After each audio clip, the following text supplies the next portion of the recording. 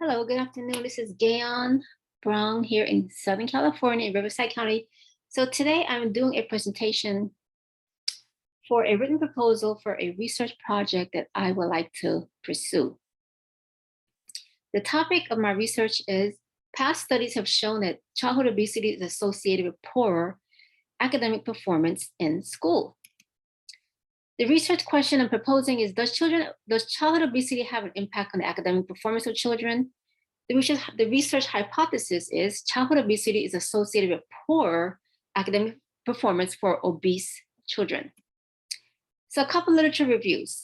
Corey et al. 2015 study found that obese children were significantly more likely to have school absences, repeated grades, school problems, detention, such as detention, suspensions, lower school engagement, low self-esteem, which resulted in poorer academic performance. It also found that socio-demographic disparities were contributing factors, not just obesity alone. Wu et al. 2016 study did a study on overweight children, and they had 271 sixth graders and 301 seventh graders. And they found that these children performed lower in math than their non-obese peers. Than their non-obese peers. So that study also showed a correlation between obesity in children and performing lower in school. Next, other literature reviews are Penn State 2016 study, which looked at 6,250 children from grades K through 5, and they found obese children score lower in math. Other influential factors such as family income, race, parents' educational level were also considered. However, there was still a high correlation between obesity and lower test scores. A final study here is Erickson 2019, which consisted of K through 12 children in Arkansas. And they found that obese children perform lower academically due to poor relationships and peer interactions. So all these studies here, 4 studies that I reviewed, all show that there is a correlation between obese children, child obesity, and performing poor academically in school. So my action plan for my research that I'm proposing is, I want to do a research study for 2022-2023 school year at the Lisa J. Mills Elementary School in Riverside County here in California, which consists of K through 5 students. And in the study I'm proposing is I want 250 total students in the study, 50 students representing each grade level from K through 5. So in each grade level, for instance, kindergarten is going to be 25 obese children and 25 non-obese children from the kindergarten.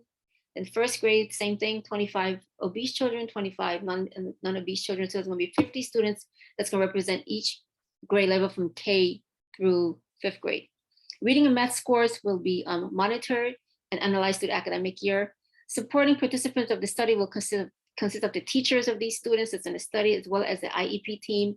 If there are students, that's special education students in the study, the IEP team will represent them, and any kind of parental input if needed. So that's the action plan here. How will the data be collected? Qualitative data I'm going to use, I'm proposing surveys, questionnaires, interviews will be used to get information from teachers, from the IEP team, and even some students. So the 4th and 5th grader students, a bit older, we can do some surveys with them to see what's going on with them. Is there any self-esteem issues? How are they doing with peer, building relationships with their peers? So questionnaires, surveys will be given to them to assess that. Quantitative data will be the reading and math scores from the quizzes and tests that's going to be acquired through the educational and technology tools that they're using for math and reading. So that data will be collected from those reading and math programs that they're using. So to analyze the data, what we're proposing here is an SPSS system will be used to analyze the quantitative and qualitative data. So the information from the data collected from the interviews, the surveys, the questionnaires will all be inputted into the SPSS system.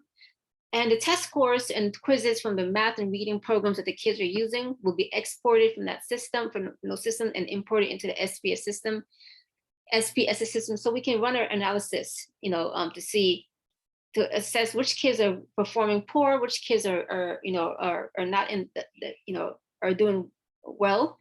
And for the kids that are performing poor, we're going to look at out of that group, which of them are obese, which are non-obese. So they're going to be two. I mean, there are kids that's non-obese that performs poor in school as well. So we can't just say it's all because of obesity. So we're going to look at that as well. We'll have that be a consideration as well. So we're going to use the SPSS system to help us run those analysis, to input the data.